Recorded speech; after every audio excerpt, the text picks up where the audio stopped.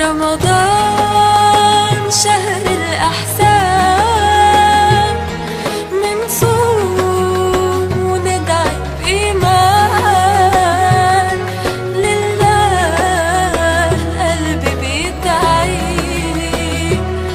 غفرانك عفوك ربي. Every year, millions of Muslims around the world look forward to the month of Ramadan, which is the best month of the year. Ramadan is the 9th month of the lunar year, and during this month there is the night of Al-Qadr, which is the best night of the year. Fasting the month of Ramadan is an obligation upon the accountable Muslim. This is explicitly stated in verse 183 of Surah Al-Baqarah. The verse means, O believers, fasting is an obligation upon you as it was ordained upon the Muslim nations before you to help you become pious. Moreover, Prophet Muhammad ﷺ named fasting the month of Ramadan as one of the 5 greatest matters of Islam in the famous hadith known as Hadith Jibreel.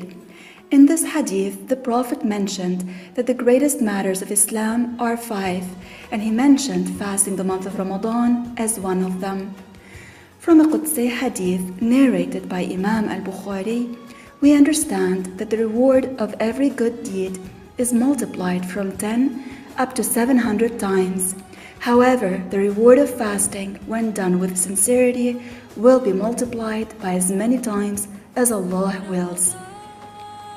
The beginning of the month of Ramadan, as well as the end of the month, is determined by sighting the crescent, as our Prophet told us, and it is not determined by mathematical calculations. Imam al-Bukhari and Imam Muslim narrated that the Prophet ﷺ said what means, fast when you see the crescent of Ramadan, and end your fast when you see the crescent of Shawwal.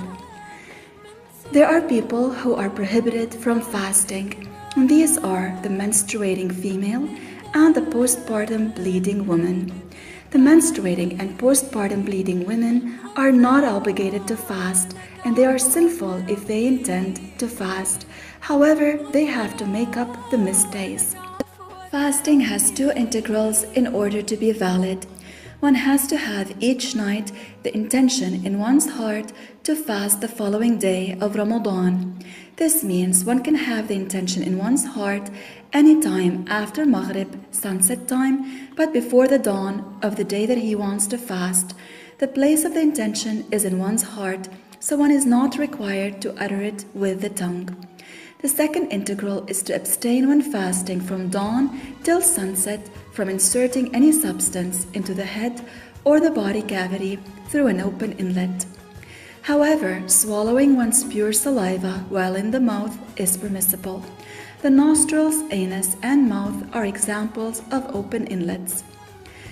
Also, one has to abstain during this time from sexual intercourse, masturbation, inducing vomit, except if it comes unintentionally and one does not swallow it. Also, one has to abstain from committing apostasy, that is, any type of blasphemy, kufr, that takes the person out of Islam. One has to always avoid apostasy to die as a Muslim. Even when the person returns to Islam by saying the 2 testifications of faith, he or she has to make up that day after Ramadan, but they still abstain from eating and other invalidators of fasting during the whole day.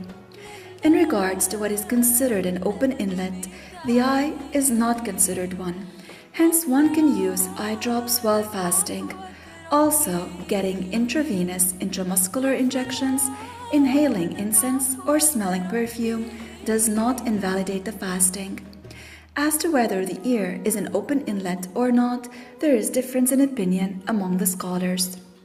One's fasting is valid as long as one does not become insane, even if it were for a moment, and if one does not lose consciousness the whole day, that is from dawn until sunset. On the other hand, sleeping throughout the day does not invalidate the fasting. But by sleeping the whole day, the person would miss out on gaining more reward by performing good deeds throughout the day. There are days on which fasting is unlawful.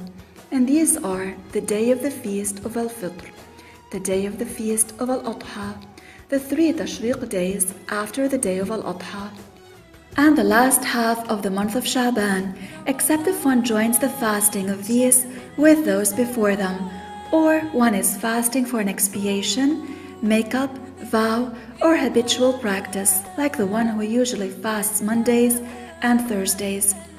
Also, it is unlawful to fast the day of doubt, except if also the person is fasting that day for an expiation, makeup, vow, or habitual practice. I ask Allah Ta'ala to enable us to fast the month of Ramadan and to end our lives as complete believers. لله القلب بيدعي